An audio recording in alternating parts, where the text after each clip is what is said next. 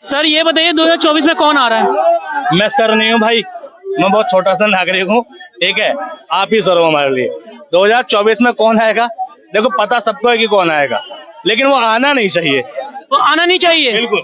क्यों, ऐसा क्यों? देखो किसी भी शासन को निरंकुश होने के लिए उसका रिपीटेंस होता है। अंग्रेज अगर 200 साल ना रहते, 10-20 साल में चले जाते तो इतने क्रूर ना होते। जो लगातार शासन करता रहता है उसको एक घमंड हो जाता है कि ये देश मेरे बाप की जागीर है। और मोदी जी को तो हो चला है, कोई मोदी जी को हो चुका है। हाँ बिल्कुल, कोई आदमी भाषणों में कॉन्फिडेंस तरीके से कह रहा है, उसका कॉन्फिडेंस लेवल इतना हाई है कि भाई अगली बार भी मैं आ रहा हूँ, मैं ही खड़ा हूँगा।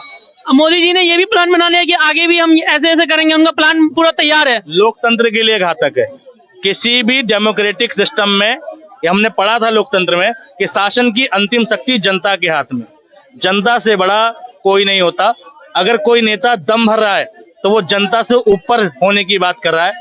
जब इलेक्शन आए तो नेता में कॉन्फिडेंस नहीं, डर आना चाहिए कि मैं 10 साल शासन करने के बाद जनता को क्या मुंह दिखाऊंगा। उन 10 सालों में कितना काम किया मैंने? हाँ, क्या काम किया है बताओ, मुझे तो नहीं लगता। मतलब आपको लगता नहीं है इन 10 सालों में मोदी जी ने काम किया है? भाई मोदी जी ने काम नहीं किया, मोदी जी के पास कोई मिनिस्ट्री है ही नहीं। मैं पूछना चाहता हूँ, देश में सड़क परिवहन मंत्रालय का क्लेम है, कौन है मिनिस्टर? नितिन गडकरी। आज तक इतनी सड़कों का उद्घाटन हुआ, हाईवे का उद्घाटन हुआ, इतनी सड़कें बनी, किस सड़क में नितिन गडकरी का फोटो है? और किस भाषण में मोदी जी ने कहा कि नितिन गडकरी जी का धन्यवाद? मैं कह ही रहा हूँ कि भाई काम जिसने किया उसको वोट दो। मोदी जी का संसदीय क्षेत्र है बनारस। बनारस में रेप का कांड हुआ।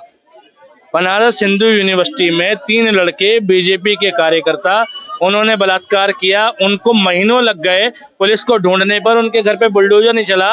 देश का प्रधानमंत्री उस क्षेत्र का सांसद है, स्टिल वहां पर एक ट्वीट नहीं किया उन नेताओं के लिए और कोई कार्रवाई नहीं हुई। अभी एक खबर कल दिल्ली से सामने आई, कल फ्राइडे था और इंदरलॉग में ही पुलिस वाले ने नमाजियों को वहां लात मारे। साथ ही वहां टी राजा सिंह हैदराबाद से एक ट्वीट करते हैं ट्विटर पे कि मैं पुलिस के समर्थन में उतर रहा हूँ। उन्होंने पुलिस का पूरा सपोर्ट किया। टी राजा एक गुंडा है, ठीक है, जिस पर सरकार का मतलब कवच है बस, ठीक है। भाई देखा जाए पुलिस क्या है, पुलिस के आगे एक श्लोक लिखा होता है, पुलिस सदैव आपके लिए, यानी पुलिस जनता के लिए।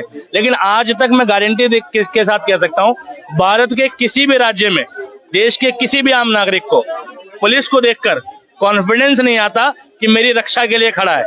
उल्टा डर महसूस होता है कि अब कटेगा, पैसा अब कटेगा, बिल्कुल चालान कटेगा, पैसे जाएंगे। चौकी में जाके आदमी कंफर्टेबल महसूस नहीं करता, डर के साए में होता है। लेकिन कल का ही जो एक माहौल जो बनाया गया है कि मुसलमानों के खिलाफ, मुसलमानों के एरिया में कल पुलिस भी उतारा गया, अलग अलग क्षेत्रों में कल ऐसा माहौल बन गया कॉम्युनल जैसा, वो किस तरह से आप बयान करना चाहते हैं? मुसलमानों के एरिया में नहीं, डेमोक्रेटिक राष्ट्र में ऐसी ही लात अंग्रेजों ने मंगल पांडे को मारी थी, ऐसी ही लात ठीक तुम्हारे क्या नाम चाणक्य को धनानंद ने मारी थी, ठीक है।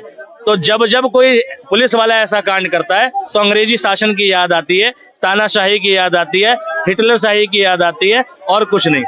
अगर पुलिस वाले ने ऐसा किया, ठीक, अगर क्या किया ही है, उस पुलिस वाले के खिलाफ यूएपीए में मुकदमा होना चाहिए, मानवाधिकार आयोग में उसका आवाज उठानी चाहिए। अब बुलडोजर भी चलना चाहिए। मैं आपसे सुनना चाहता हूँ ये बात। बुलडोजर नहीं चलना चाहिए, मैं बुलडोजर को मानक मानता ही नहीं देश में न्याय। लेकिन जो अब तो कहावत हो गया, कुछ भी हो बुलडोजर चले। बुलडोजर नहीं चलना चाहिए, क्योंकि बुलडोजर चलेगा उसके घर पर उसकी माँ रहती होगी, उसकी बीवी रहती होगी, उसके बच्चे रहते होंगे। उसके माँ बीवी बच्चों का कोई कसूर नहीं है इस घटना में, कसूर है उस पुलिस वाले का।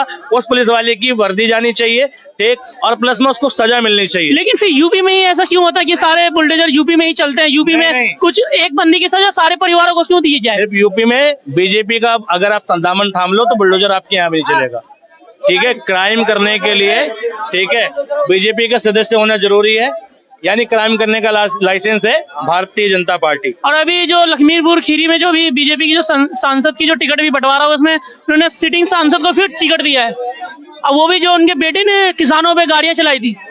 हाँ, तो यही तो दुर्भाग्य है कि आप क्रिमिनल बन जाओ और भाजपा ज्वाइन कर लो। मतलब कुछ भी करो, भाजपा में आके शामिल हो जाओ, साफ सुथरे हो जाएंगे, साफ सुथरे हो जाओगे, गुनाह माफ हो जाएगा। मतलब गुनाह माफ हो जाएगा।